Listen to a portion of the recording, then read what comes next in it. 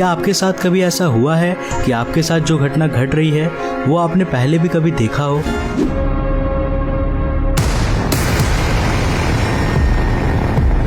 Elon Guth ने साल 1980 में इन्फ्लेशन थ्योरी का इजाद किया। उन्होंने बताया कि बिग बैंग के बाद ब्रह्मांड कुछ समय तक बहुत ही तेजी से फैला था, फिर इसका फैलाव धीमा हो गया, लेकिन ब्रह्मांड का फैलाव जारी रहा। उन्होंने बताया कि ब्रह्मांड में एक ऐसा फोर्स, एक ऐसी शक्ति है जो ग्रेविटी के ऑपोजिट काम कर रही थी, और ये शक्ति बिग बैंग के बाद चीजों को खींच नहीं रही थी, बल्कि ये उन्हें एक दूसरे से दूर धकेल रही थी। ये रिपल्सिव ग्रेविटी ब्रह्मांड को फैला रही थी, जिससे ब्रह्मांड का आकार लगातार बड़ा हो रहा था। उन्होंने गणितीय तौर पर यह सिद्ध किया कि ये फोर्स इतना ताकतवर था कि ये बस एक बिंदु के आकार के ब्रह्मांड को हमारे मिल्की वे गैलेक्सी के आकार जितना बड़ा कर दिया, वो भी बस एक सेकंड के अरब अरब अरबवें भाग में। इसके बाद ब्रह्मांड के फैलने का रफ्तार धीमा हो गया। पर यह धीमा क्यों हो गया और इन्फ्लेशन का अंत कैसे हुआ? यहाँ प्रोफेसर एलेक्स वेलिंकिन ने थ्योरेटिकली बताया कि इन्फ्लेशन का अंत सभी जगहों पर एक ही रफ्तार से नहीं होता है, यानी कि ब्रह्मांड में कई ऐसे क्षेत्र हैं जहां अभी भी इन्फ्लेशन की प्रक्रिया चल रही होगी। उन्होंने इसे इटर्नल इन्फ्लेशन का नाम दिया।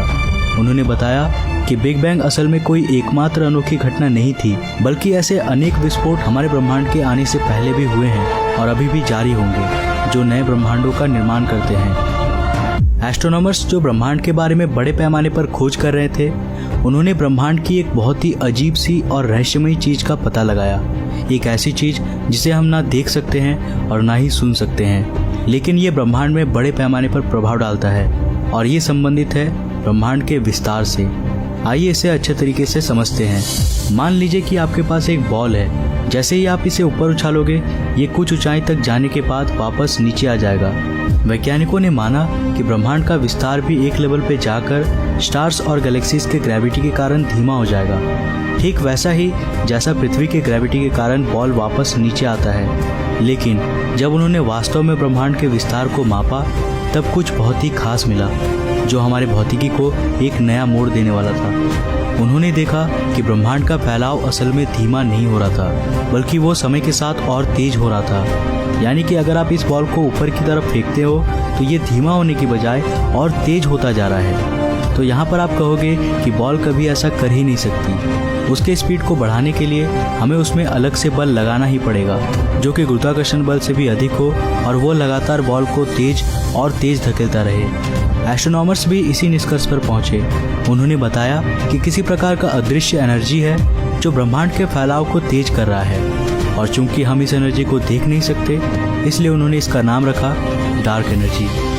परंतु खगोलविदों ने जब मैथमेटिकली डार्क एनर्जी का अनुमान लगाया, तब मैथमेटिकली ज्ञात आंकड़ा ब्रह्मांड में मौजूद डार्क एनर्जी की वास्तविक मात्रा से मेल नहीं खा रहा था। यानी यहाँ पर एक दिक्कत आ रही थी। आखिर गणित हमें गलत कैसे दिखा सकता है? इसी पर वैज्ञानिकों ने विचार रखा कि शायद डार्क एनर्जी के जिस मान को हमने मापा है वो असल में किसी अन्य ब्रह्मांड का हो सकता है। और हाँ, इसी डार्क एनर्जी की वजह से ही ब्रह्मांड में स्टार्स, गैलेक्सीज और प्लैनेट्स का फॉर्मेशन हुआ था, अन्यथा हम यहाँ एग्जिस्ट ही नहीं करते।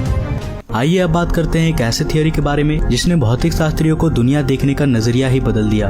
हम सभी जानते हैं कि इस ब्रह्मांड में मौजूद प्रत्येक चीज एटम से बने हैं, और एटम्स भी और छोटे छोटे पार्टिकल्स से बने होते हैं, जैसे कि प्रोटॉन्स, इलेक्ट्रॉन्स और न्यूट्रॉन्स। और गहराई में जाने से पता चला कि ये भी छोटे छोटे पार्टिकल से बने हैं, जिसे कहते हैं क्वार्क्स।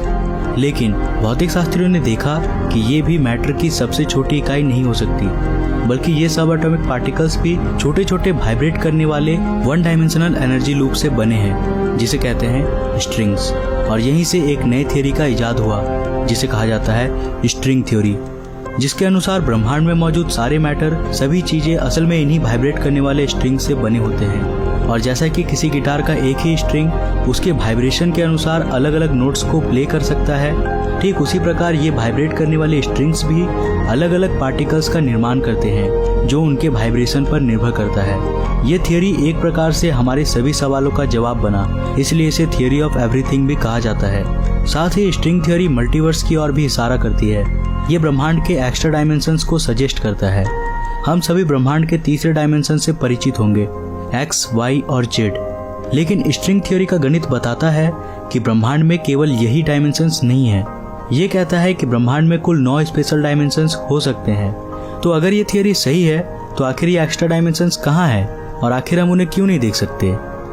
देखिए इस खंबे में लगे केबल को, दूर से ये बस एक 2 डायमेंशनल लाइन की तरह दिखता है, लेकिन अगर हम एक चींटी के आकार जितना छोटे हो जाएं, तो हम यहाँ एक बिल्कुल नए डायमेंशन को देख पाएंगे, एक सर्कुलर डायमेंशन जो कि केबल के चारों ओर है। स्ट्रिंग थ्योरी कहता है कि अगर हम उस चींटी से भी कई अरब गुना छोटे हो जाएं, तो हम छोटे छोटे एक्स्ट्रा डायमेंशंस को भी देख पाएंगे जो सभी जगहों पर मौजूद हैं, और इन्हीं एक्स्ट्रा डायमेंशंस के आकार हमारे ब्रह्मांड के मौलिक वास्तविकता बन जाती है।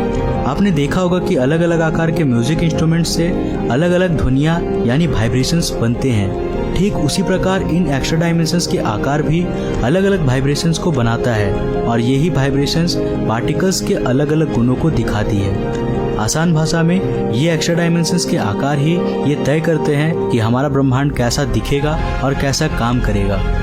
तो अंत में ये तीनों सिद्धांत, इटर्नल इन्फ्लेशन, डार्क एनर्जी और स्ट्रिंग थ्योरी, ये 3 बुनियादी खंबे बने जो इस आइडिया को सपोर्ट करता है कि हम एक मल्टीवर्स में रहते हैं। ये तीनों थ्योरी जो भौतिकी के अलग अलग क्षेत्रों से आए हैं, लेकिन ये एक ही तरफ इशारा कर रहे हैं कि शायद हम सब एक मल्टीवर्स या फिर एक पैरेलल यूनिवर्स में रह रहे हैं। इन थ्योरीज ने वैज्ञानिकों के बीच में गहरी चर्चा शुरू कर दी है।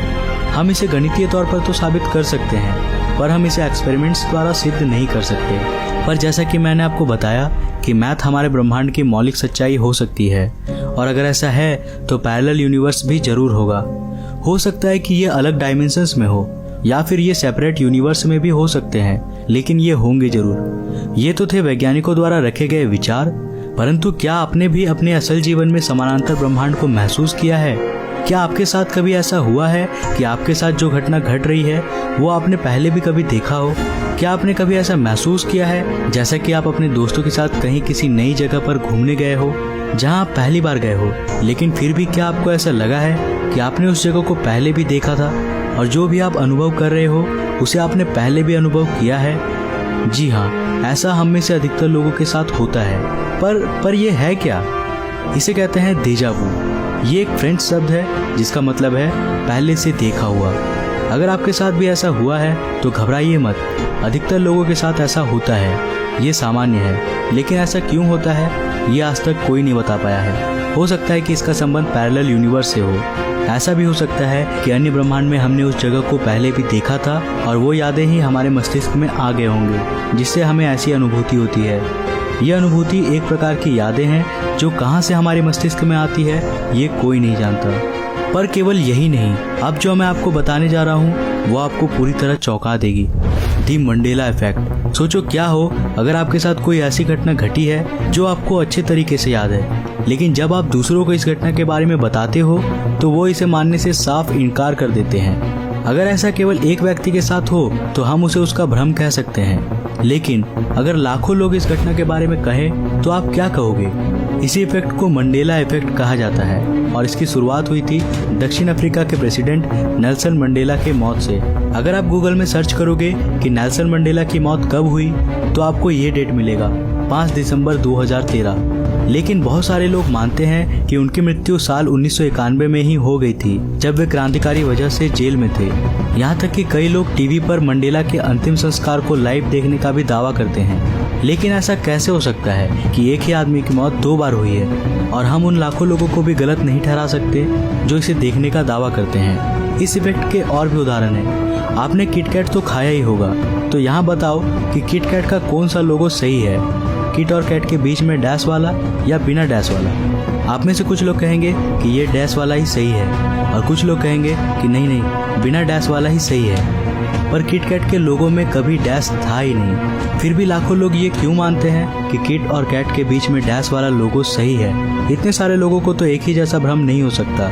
इसके और भी बहुत सारे उदाहरण हैं, लेकिन ऐसा क्यों होता है कि इतने सारे लोग ऐसी घटना पर विश्वास करते हैं जो कभी घटी ही नहीं थी? आखिर उनके दिमाग में ये यादें कहाँ से आती है? फियोना ब्रूम, जिन्होंने मंडेला इफेक्ट के विचार को रखा था, वो कहती हैं कि हो सकता है कि ये मेमोरीज पैरेलल यूनिवर्स से हमारे यूनिवर्स में लीक हो जाती हैं, जिससे हमें ये लगता है कि ऐसी घटना हुई थी, या फिर शायद हम ही एक ब्रह्मांड से दूसरे ब्रह्मांड में खसक जाते हों, वो भी बिना जाने, और इस ब्रह्मांड में हमारे द्वारा देखी हुई घटना घटी नहीं जिसे हमने उस ब्रह्मांड में देखा था।